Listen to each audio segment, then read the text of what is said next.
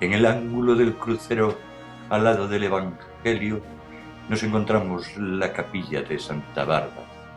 Sobre su cornisa, un escudo recostado, lo que indica claramente que este no había sido su sitio primitivo.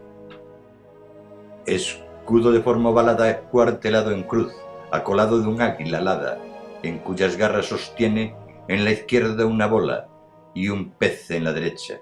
Frente a él, en el ángulo de la derecha, se puede leer Estacá. En el primer cuartel, Novoa, sobre campo de azur, un castillo de 3 torres de plata sostenido por un águila coronada de sable. Segundo, Castro, sobre campo de plata, 6 roeles de azur puestos en 2 palos. El tercero, Pereira, sobre campo de plata, una cruz floreteada de gules. Y en el cuarto cuartel, Labreu, sobre campo de gules, 5 alas de oro.